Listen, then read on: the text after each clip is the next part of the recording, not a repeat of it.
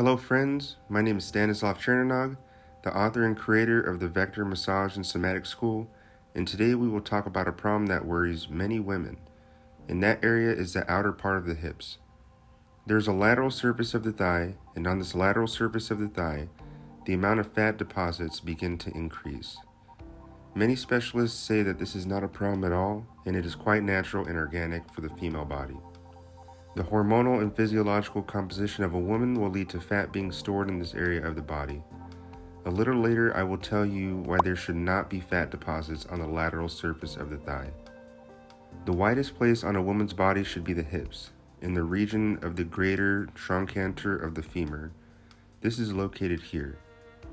At the moment when there is an increase in fat in the thigh just below this place, then visually the woman's legs are perceived as shorter and the whole figure is perceived as something more overweight and heavy. Of course, no one wants to be overweight and heavy. Moreover, men usually like light, airy women with longer legs. We can say that such preferences of men are due to the fact that the growth of fat on the lateral surface of the thigh indicates some rather serious difficulties in physiology.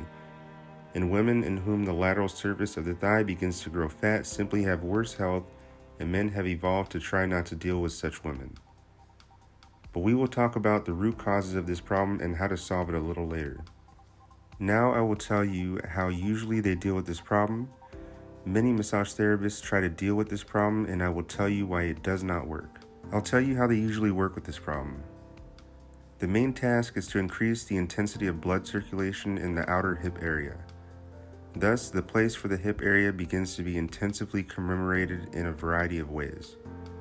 First, they should begin to work with the rotational circular movements. They begin to shift it in different directions. It begins to separate the zone of the hip in this way, separate it from the bone, and knead it in various directions. To some extent, this works, because indeed the degree of metabolic rate increases, which leads to the fact that the metabolic process accelerates. Fat begins to be spent more effectively in the hip area. However, this does not look at the underlying reason why, in fact, fat builds up in this area. Therefore, after some time, your patient will return to you again. To some extent, this is good because you will earn money, while on the other hand, it is bad because you will have a reputation for only helping for a little while, and it is much better to be a person who has worked once and then for a long time the patient has a good, stable result. What in fact is the reason that the outer hip is growing? Let's look at how the thigh is arranged along the lateral surface. The thing is, there's a big tendon structure here that starts around here and ends around here. The upper part of the thigh and down to the lower leg extends. The structure is called the iliotibial tract, or the iliac tibial tract. This is a large wide tendon that originates from two muscles that are located in the pelvic region. This is the gluteus maximus muscle and the muscle that strains the fascia lata. Accordingly, the state of what is happening here is more related to the state of these two muscles, the gluteus maximus muscle and the muscle that strains the wide fascia of the thigh. At that moment, when one of these muscles is either excessively tense or does not work well enough, this leads to a change in the tone of the wide tendon, and as a result, the body tries in every way possible to protect it from potential injuries. Thus, here we have either excessive tension or insufficient tension. The body tries to save this place by warming it, by compensating it, by fixing various structures relative to each other. Thus, our main task when working with this place is to work with the pelvic area. The root cause of problems with the hip area will be the condition of the gluteus maximus muscle and the muscle that strains the wide fascia of the thigh. In order to understand whether you are working correctly, I recommend that you pay special attention to the level of pain on the lateral surface of the thigh.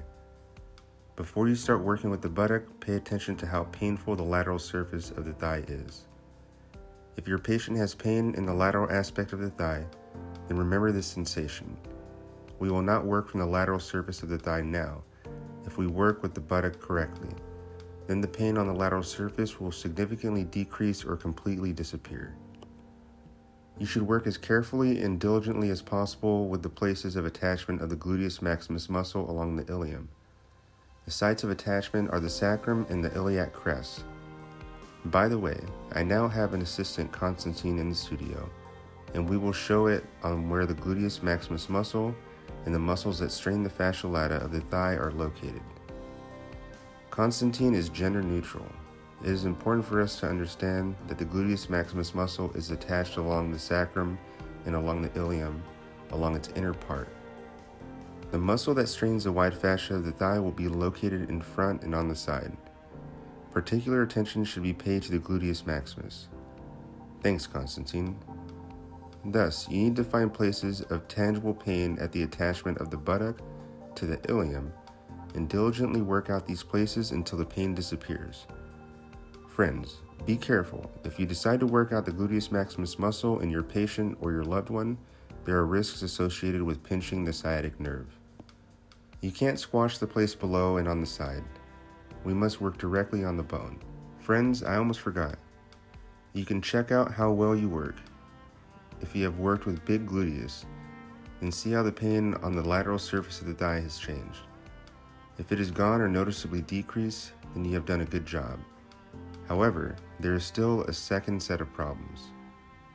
The fact is that when the gluteus maximus muscle does not work for a long time, this leads to the fact that the space of the lateral surface of the thigh grows together with the surrounding tissues. Multiple adhesions appear on the lateral surface of the thigh. This problem leads to the fact that blood circulation is disturbed, and even if you have worked well on the buttock, the lateral surface of the thigh with adhesions can destroy its work. So, in order to improve blood circulation and allow the gluteus maximus to work long and well, these adhesions must be separated. How is it done? You need to find the lateral edge of the iliotibial tract. You do this by sliding the lateral surface. You will find it, as it were, a string stretched along the lateral surface of the thigh. You can move it forward for a while and then move it up, move it down. This can be quite painful at times, so avoid sudden and forceful movements, especially at the beginning of your practice. It is worth taking about 5 to 10 minutes for each find for quite a long time. Work with the gluteus maximus muscle has a very positive effect not only on the state of the hip area, but also has a very positive effect on cellulite. That is, it removes it, and in my opinion, the most important thing is significantly improves a woman's health. We will tell you about it in the next video. Friends, thank you for being with us. My name is Stanislav Chernonog, the author of the Vector Massage and Somatic School. Subscribe to our channel if you like this video and it was useful for you. This is the channel where we learn how to do massage and make a career out of it.